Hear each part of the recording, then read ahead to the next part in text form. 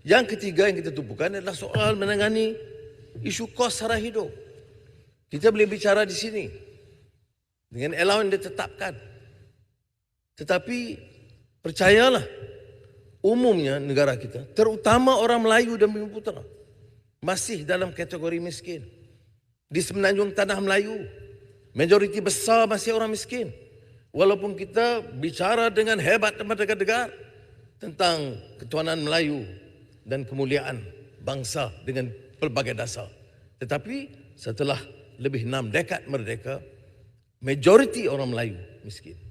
Dari depan rakan-rakan saya yang pelbagai kaum dan agama, saya menyatakan bahawa pentadbiran ini tidak akan tolak ansur untuk pertahankan kepentingan majoriti yang kebetulan adalah orang Melayu dan Bumi Putera, Sabah dan Sarawak.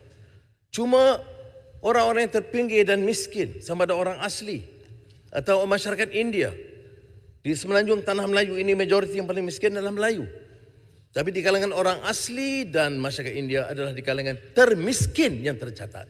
Dan saya akan lakukan segala dalam upaya saya memastikan semua yang terlibat itu akan dibantu. Nah, kalau ini dibangkitkan, maka tumpuan kita adalah yang keempat, memacu pertumbuhan ekonomi negara. Kita ada umpamanya kajian keupayaan persaingan negara di antara negara. Dan kita lihat umpamanya kadar kecepatan dan kebersanan pendaftaran syarikat dan urusan perniagaan masih ketinggalan. Indonesia yang dulunya belajar dari kita dalam beberapa aspek, sekarang telah mengatasi kita. Kita terlalu banyak tumpuan dalam urusan politik dan menghebahkan kejayaan kita, tetapi kenyataannya itu bertentangan dengan fakta yang ada. Mengenai kos sara hidup, kita telah mengadakan mesyuarat dan yang berhormat belah sana pun tahu tentang NACOL untuk kenaikan harga barang, apa yang keperluan, termasuk yang dilakukan oleh Menteri Pertanian dan KPDN untuk memastikan keperluan itu ada. Ya, ada kemudahan. Dalam beberapa minggu, ayam, kekurangan telur, pada 12 hari bulan yang lalu, 15 hari bulan, diimport. Ini masalah kita ni kartel. Ya, masalahnya ialah menetapkan kepada syarikat-syarikat besar menentukan harga dan bentuk pengeluaran. Mesti ada kekuatan politik, tekad untuk menyatakan dalam dasar ekonomi ini kemaslahatan awam, orang ramai dan rakyat itu diutamakan. Maka kita telah membuat perubahan dengan memberikan keizinan import 15 Disember 100,000 biji telur dan mulai 22 Disember 2 sehingga 10 juta biji telur sehari akan dibawa masuk sehingga keadaan stabil dan keupayaan pengeluaran tempatan terjamin. Soal tarif disebut oleh Pandan semalam. Tarif elektrik.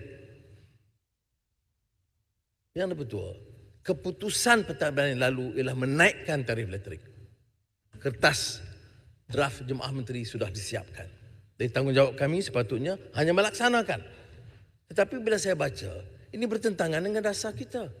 Bagaimana mungkin dalam keadaan kos sara hidup begini, rakyat terbeban, kita naik kadar elektrik.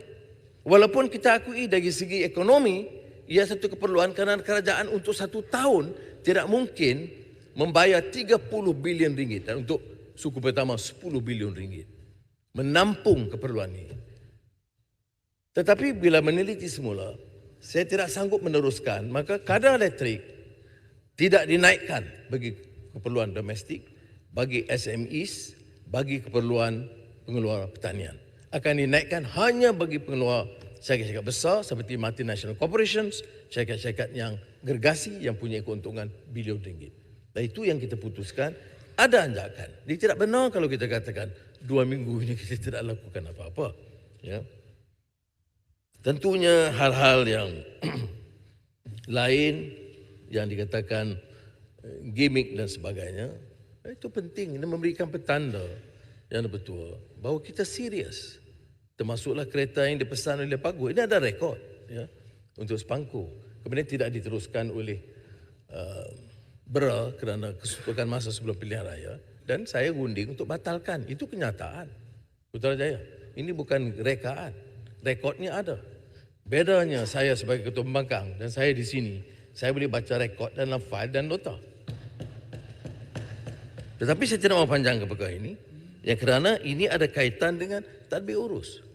Ini soal 600 bilion ringgit. Ini tunjuk apa maksud saya. Yang menyebut 600 bilion ringgit itu tak kalah bentang di parlimen, itu Paguh. Yang pertikaikan adalah ketua pembangkang pada ketika itu. Kerana wang KWSP dan wang moratorium dimasukkan untuk menunjukkan kepada rakyat kita belanja banyak. Tetapi sebenarnya tidak.